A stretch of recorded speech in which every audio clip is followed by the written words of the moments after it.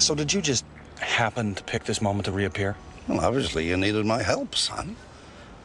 And it was my fault. But I better prepared you. You wouldn't be floundering around like this. Well, I'm not completely over my head, Dad. I mean, No, don't try to make me feel better, son. I failed you as a father, but... Yeah, we had endless conversations about the ghost rules, which only ever seemed to apply for as long as the scene you were doing took to shoot, and then those rules would go out the window and we'd invent new ones. Wonderful, stupid conversations on the set very often about the rules of a ghost, about the rules of can a ghost tap someone on the shoulder? Can a ghost slap someone if they don't like the way they're acting? Or does the hand go right through the face? Take my hand. Ah! You're dead. No time to be choosy.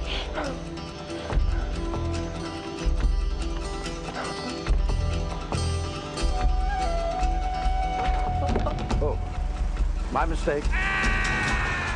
But nothing surprised him. Everything surprised his son. Grab the lamp, he'll crack his skull, make it look like a freak lighting accident.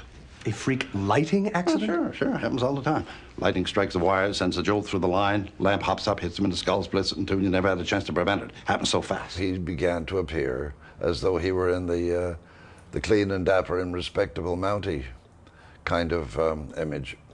And that was fine. We did a few things to the uniform from time to, so, you know, some things had to get permission from the Mounties themselves.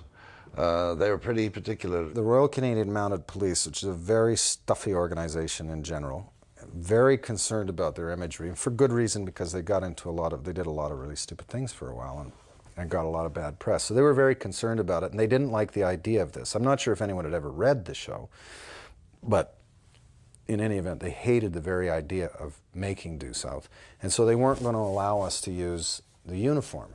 I have always considered myself to be a diligent officer who's conducted himself with loyalty and obedience.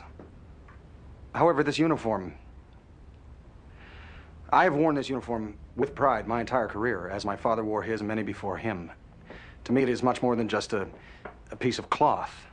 It is a tradition that links me to every officer who has ever worn it and acquitted himself with honor and integrity. And while it is not the current fashion, I would be hard-pressed to change it without feeling that I had in some way betrayed that tradition.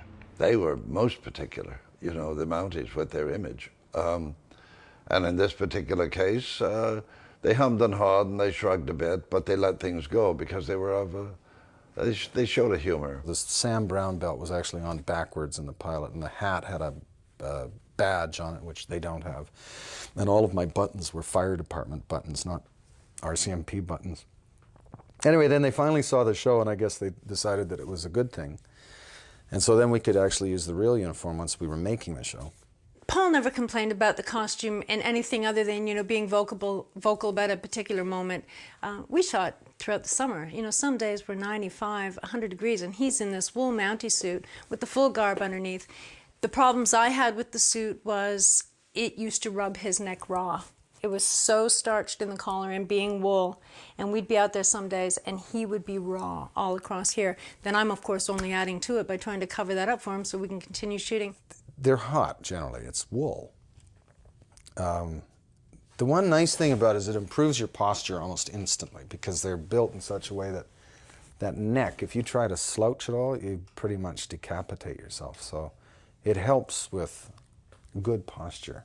I think he was a real hero when it came to wearing the Mountie outfit, because it certainly isn't anything that I would want to spend those 14 hours a day in. You don't want to know why I'm wearing a uniform. I just assumed it was something personal. Yeah, I think that Ray and Benton together made a very good team. Benton for all of his being able to speak 80 languages and smell things in dog shit, and Ray for his keeping Benton somewhat out of trouble. When you come in contact with someone he's alone in this city, he has no friends, he has no one. His father's just been killed. What greater gift can you give this man than to help him get what he wants?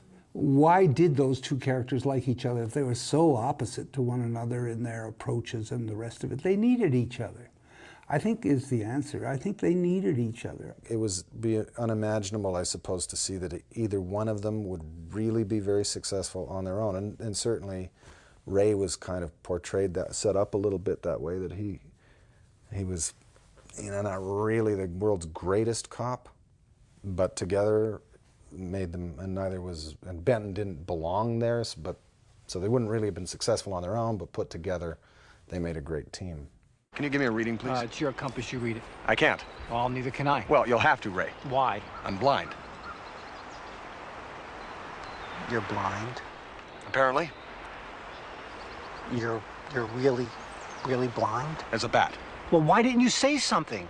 No point making a bad situation worse. Alone, we're both good, but together, we're better, you know? And like any partnership, the only reason to have a partnership is because what you do together is better than what you do alone. And that's what Due South was about. And the brown one was somewhat antiquated. I'm told that this is the current fashion. I think it's kind of cute. Thank you kindly, Francesca. Look, you just keep your eyes on the road and you keep your eyes in your head. I think Franny's attraction to Fraser was that he was different from any other guy she'd personally ever known. I think to Franny, Fraser was like the knight in shining armor that she'd only read about, she'd only heard about, didn't really think that this type of guy existed. And then lo and behold, it's her brother's, you know, partner. So, of course, to her, she thought, well, he's hooked up with my brother, which naturally means he should be hooked up to me.